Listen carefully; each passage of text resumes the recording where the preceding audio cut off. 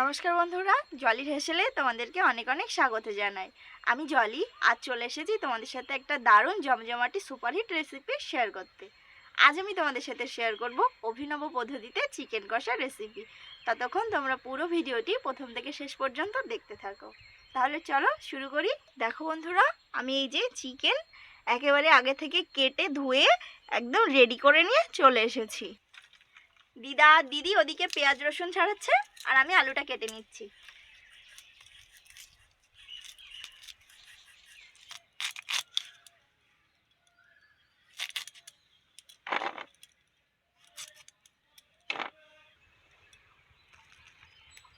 এই যে এটা হচ্ছে নতুন পেঁয়াজ, এই পেঁয়াজ দিয়ে আজকে আমি মাংস রান্না করব। আমরা কদিন আগে যে পেঁয়াজ কালি খেলাম সেই পেঁয়াজ কালিরই পেঁয়াজ এইগুলো, একদম নতুন। এই নতুন পেঁয়াজের তরকারি খেতেও খুব ভালো লাগে, বলেন দিদা? নতুন পেঁয়াজের আলু দিয়েও তো তরকারি খাই, নতুন পেঁয়াজের আলু দিয়ে তরকারি খেতেও খুব ভালো লাগে। একদিন তোমাদেরকে আমি এই রেসিপিটি করে দেখাবো, পেঁয়াজ দিয়ে আলু দিয়ে তরকারি, নতুন পেঁয়াজের তরকারি। মাছ হলে আরো ভালো লাগে। হ্যাঁ, ওর সাথে মাছ দিলে আরো ভালো লাগে। হ্যাঁ, আপনাদের হয়ে গেছে পেঁয়াজ রসুন ছাড়ানো? এই রসুন ছাড়ানো এই ভোলাই হয়ে আছে, আর অল্প কটা আছে, অল্প কটা আছে, এটা ওটা ছাড়লে হয়ে যাবে। হ্যাঁ হ্যাঁ,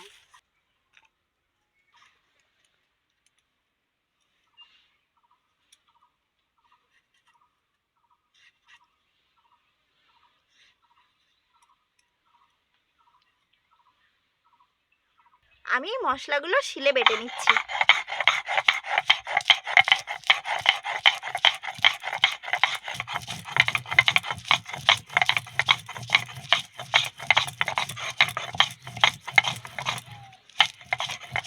আজকে এমনিতেই অনেক দেরি হয়ে গেছে, তো আমি উনুনটা ধরিয়ে ফেলছি।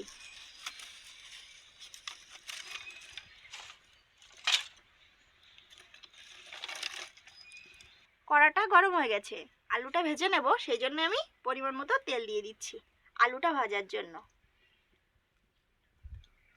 আলুটা আমি বেশ লাল লাল করে সুন্দর করে ভেজে নেব। তো বন্ধুরা, তেল গরম হয়ে গেছে, এই যে আমি আলুগুলো কেটে ধুয়ে রেডি করে রেখেছিলাম, আমি এই আলুগুলো দিয়ে দিচ্ছি। আগের দিন যখন আমি মাংস রান্না করেছিলাম, তো মাংসে যে আলুটা দিয়েছিলাম সেটা ভাজার সময় আমি লবণ হলুদ দুটোই দিয়েছিলাম, কিন্তু আজকে আমি শুধুমাত্র হলুদ গুঁড়ো দিয়ে আলুটা ভেজে নেব, লবণটা আজকে দেব না। খুব সামান্য পরিমাণ হলুদ গুঁড়ো দিয়ে দিচ্ছি আলু ভাজার সময়। এ দেখো, একদম সামান্য পরিমাণ হলুদ গুঁড়ো দিচ্ছি।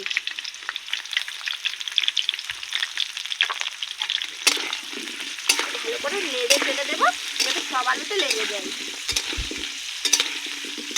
আলুগুলো ভাজা হয়ে গেছে, আমি এবার আলুগুলো তুলে নিচ্ছি।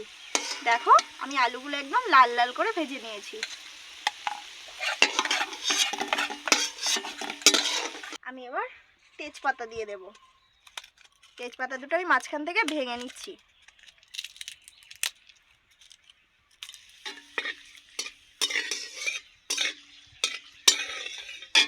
এই যে দেখছো, আমি এই মশলাটা করে রেখেছিলাম, মশলাটা দিয়ে দিচ্ছি। এখানে আমি পেঁয়াজ অর্ধেকটা বেটে নিয়েছি আর অর্ধেকটা আমি আস্তে দিয়েছি, তাহলে কি আর মাংসের একটু টেস্টটা অন্যরকম হয়, সেই জন্য আমি আজকে অর্ধেকটা বেটেছি আর অর্ধেকটা আস্তে রেখেছি।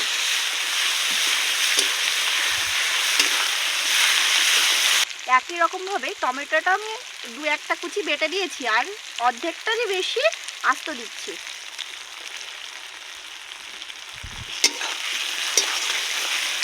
এবার আমি ঘন ঘন নাড়বো যাতে তলায় লেগে না যায়। আমার মশলাটা কষা হয়ে গেছে, দেখো মশলা দিয়ে হালকা হালকা তেল ছেড়েছে। আমি এই মশলাটা কিছুটা তুলে নেব।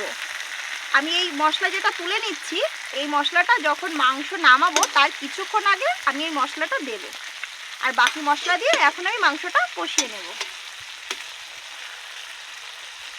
খুব বেশি তুলবো না, সামান্য পরিমাণে মশলাটা তুলে রাখবো।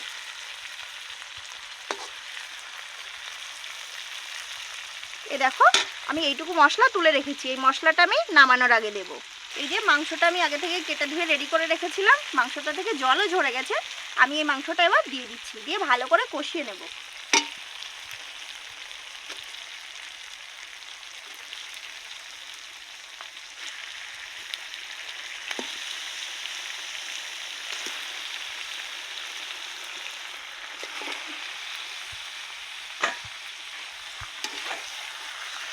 এবার আমি পরিমাণ মতো হলুদ গুঁড়ো দিয়ে দিচ্ছি।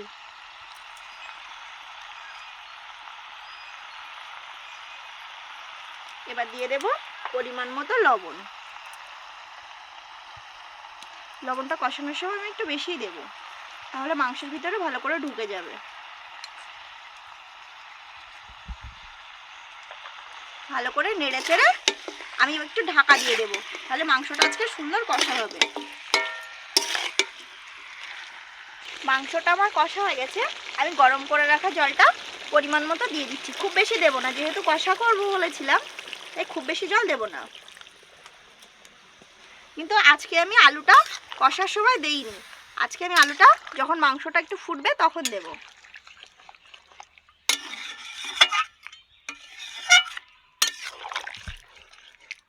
এবার আমি ঢাকা দিয়ে দেব, ফুটে উঠলে তারপর আলুটা দেব।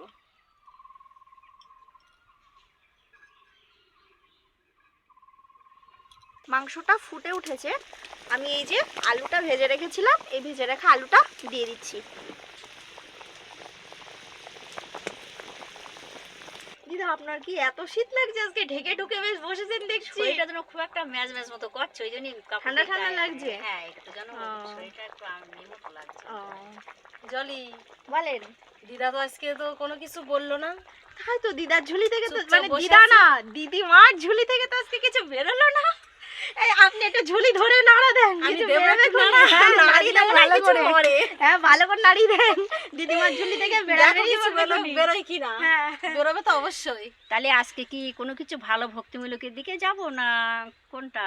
আপনি ভক্তিমূলক গান করবেন, রান্না করছি কষা মাংস, এই কেমন হয়? একটু অন্য কিছু, পুরনো দিনের কথা, পুরোনো দিনের কিছু। গান। হ্যাঁ, শুরু সেসব করেন। কিছু পুরনো দিনের হ্যাঁ, কিছু। পুরোনো দিনের কিছু শুরু করেন। এটা সম্ভবত মনে হয় ক্লাস 5 এ পড়েছিলাম, ইংরাজি সাধারণত 71 সালে হবে। 70 সালে বৃত্তি পরীক্ষা দিয়েছিলাম। চৌধুরীদের সামিয়ানা, চৌধুরীদের সামিয়ানা, বাইরে সেদিন হলো আনা। সবাই বলে ব্যাপারটা কি, ব্যাপারটা কি শুনি। চৌধুরীদের ছোট মেয়ের বিয়ে নাকি? কেউ বা বলে হয়তো নাতির অন্নপ্রাশন, হচ্ছে বিপুল তাই আয়োজন। তাহলে কত বছর আগে? তখন 5 এ পড়ে, তাহলে ক্লাস 5 এ পড়ে 71 সালে, ইংরাজি 1971 সালে। বাবা, সে আজকের কথা, আজকের কথা মনে রেখে দিয়েছে, মানে এই কথাগুলো ঝাড়া ঝুড়ি দিলি মানে অন্তরে ভীষণ গেঁথে অনেক রেখেছে কিছু। একেবারে। হ্যাঁ, মানে ঝাড়া দিলেই বেরোবে, না ঝাড়া দিলে একদম জ্যাম না, হয়ে গেছে চুপচাপ দিদার। ছিল, জানি না এখন। হ্যাঁ, এতক্ষণ ধরে এখন চুপচাপ ছিল। বসেছিল। যেই নাকি একটু ঝাড়া দেওয়া হলো সেই সেই সব বেরোলো। বেরোচ্ছে আস্তে আস্তে। এটাই তো দিদার ঝুলি। হ্যাঁ, সেটাই, দিদিমার দিদার না, ঝুলি। দিদিমার দিদিমার ঝুলি। ঝুলি। আমার মাংস প্রায় হয়ে এসেছে। আমি যে মশলাটা তখন কষিয়ে তুলে রেখেছিলাম, এই দেখো, এই মশলাটা তো আমি আগে কষিয়ে তুলে রেখেছিলাম, এই মশলাটা আমি এবার দিয়ে দেব। জলি, হ্যাঁ বলেন। দেখো সেই ছোট্ট দেওরটা চলে এসেছে, তোমার সেই ছোট্ট দেওরটা। আরে ভাই অঙ্কিত, দেখো। চলে এসো চলে এসো। অঙ্কিত ভাই এসে আছে। তাই তুমি হ্যাঁ। মাংসের গন্ধ পাচ্ছ হ্যাঁ, ভাই? মাংসের গন্ধে গন্ধে চলে এসেছে ভাই। আজকে কি সুন্দর। scent। ভাই তাই তো? আসেন দিদা, বিশাল বসেন। scent হচ্ছে, বলো। এই তো বৌদি এসেছি। মাংসের গন্ধ। হ্যাঁ? মাংসের গন্ধ বেরোচ্ছে? বলো হ্যাঁ, সুন্দর গন্ধ। বলো, একটু বলো, আমরা একটু শুনি। শোনা, বলো সুন্দর গন্ধ, এদিকে ভাই, তাকাও। লজ্জা বলো পাচ্ছে। সুন্দর গন্ধ। ভাই হ্যাঁ, লজ্জা পাচ্ছে। বৌদির হেসেল আজকে চলে এসেছি আমরা। সুন্দর গন্ধ বেরিয়েছে, বলো। তুমি তুমি খাবে, তুমি খাবে, তুমি খাবে আজকে মাংস দিয়ে ভাত? আমার মাংসটা হয়ে গেছে রান্না, আমি গরম মশলা দিয়ে মাংসটা নামিয়ে নেব। পরিমাণ মতো গরম মশলা দিয়ে দিচ্ছি।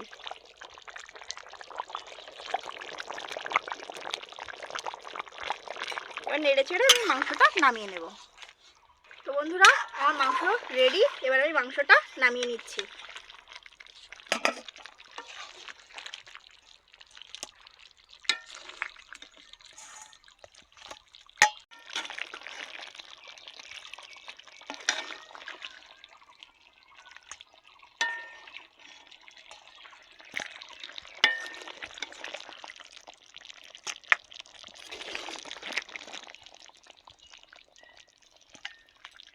এই দেখো বন্ধুরা, আমার কষা মাংস রেডি।